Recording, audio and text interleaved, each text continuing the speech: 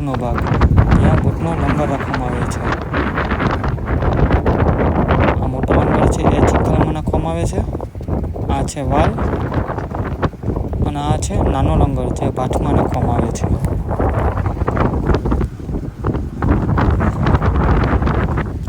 અને હવે આ છે ભંડાર રૂમ, જેમાં ખાવા પીવાનો લગતો સામાન રાખવામાં આવે છે અને ઓજાને લગતો સામાન રાખવામાં આવે છે.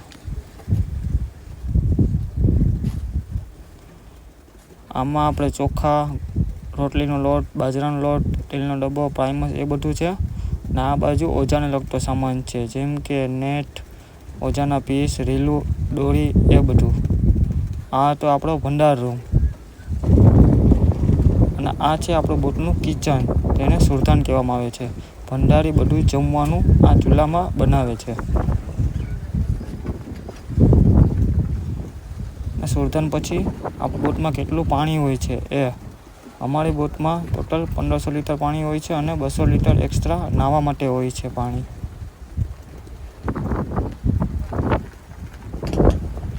અને આ છે વીજ, જે વાયર ખેંચવામાં મદદ કરે છે.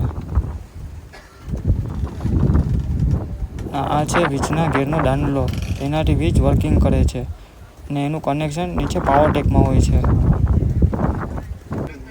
અને આ છે આપણું બોટનું સ્ટાર્ટિંગ રૂમ, જ્યાંથી એન્જિન સ્ટાર્ટ કરવામાં આવે છે. અને હવે આ છે આપણું મશીન રૂમ. હવે તમને બતાવીશ કે મશીન રૂમમાં શું હોય છે અને શું કહેવામાં આવે છે.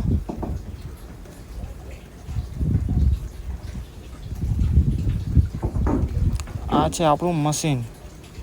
જે કોઈને ખબર હોય કે આ કયું મશીન છે એ કોમેન્ટમાં બતાવજો. અને મશીનમાં સૌથી પહેલાં આ છે પાવર ટેક. આના થકી વીજ ચાલુ થાય છે. તમે જોઈ શકો છો ઉપર જે દાંડલો હતો એ આ પાવર ટેકમાં કનેક્ટ છે. ગેર એનાથી પડે છે દાંડલાથી. આ છે ગામરની ડંકી. આ મશીનમાં 3 પુલી હોય છે, એક ગામરની ડંકીની, એક પાણીની ડંકીની અને એક ડાયનેમોના પટ્ટાની. આ છે ડાયનેમો, જેનાથી પાવર જનરેટ થાય છે.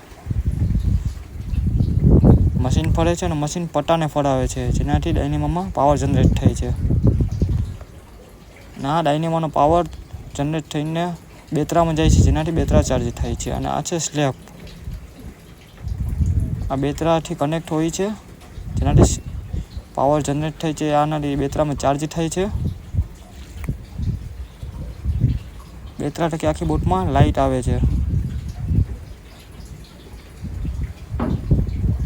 આ છે કુલિંગ લાઇન, જે સી વાલ્વમાંથી પાણી ખેંચીને મશીનમાં થઈને ઉપર જાય છે અને મશીનને ઠંડુ રાખે છે.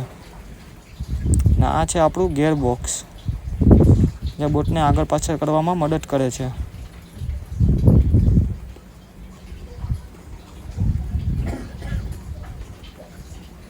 ને આ છે સી વાલ્વ, જે બોટના દરમાં ફિટ થયેલો હોય છે અને ડંકી દ્વારા પાણી ખેંચવામાં આવે છે.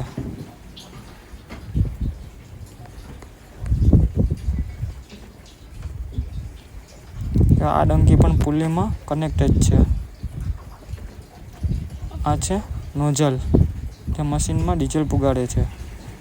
આ છે ટર્બો, ટર્બામાં થઈને સાયલેશનમાંથી ધુમાડો નીકળે છે. એ ધુમાડો બહાર કાઢે છે સાયલેશન. આ છે આપણું મશીન.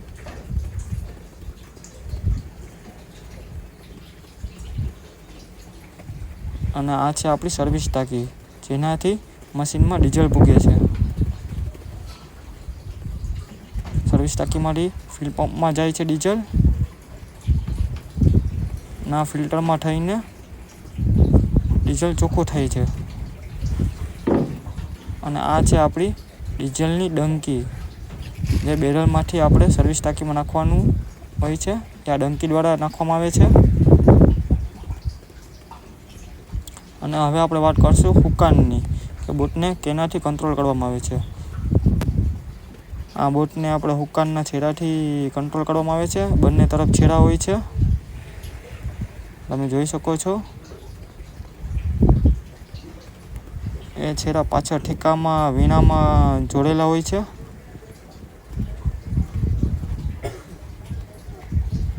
ઓલી બાજુ પણ એ જ રીતના હશે છેડા. હવે હું તમને પાછળ જઈને બતાવું છું કે એ છેડા ક્યાં જોડાયેલા છે.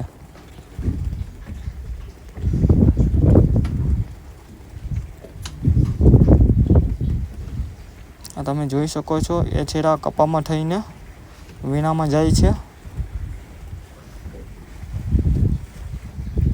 તમે જોઈ શકો છો બંને બાજુના છેડા વીણામાં આપેલા છે.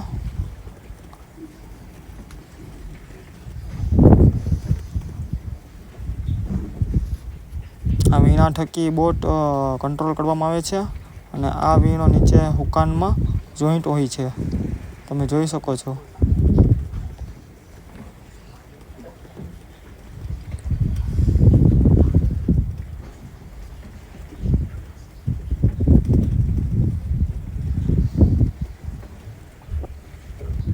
ત્યારબાદ હવે આપણે આ છે પાછળનો પાણીનો ટાંકો જે 750 લીટરનો હોય છે અને 15 દિવસ માટે ટકાવી રાખવાનો હોય છે. અને આ છે દરિયાનું ટોયલેટ. દરિયાની બોટમાં ટોયલેટ આવું હોય છે. અને આ છે પાટલા જે ઓજાને ખોલવામાં મદદ કરે છે. ત્યારબાદ આપણે લાસ્ટમાં આ છે આપણી સુંદર મજાની કેબિન અને આ છે હુકાન. આને અમે બેડરૂમ કહીએ છીએ. અહીંયા અમારે સૂવાનું હોય છે. મંદિર પણ છે.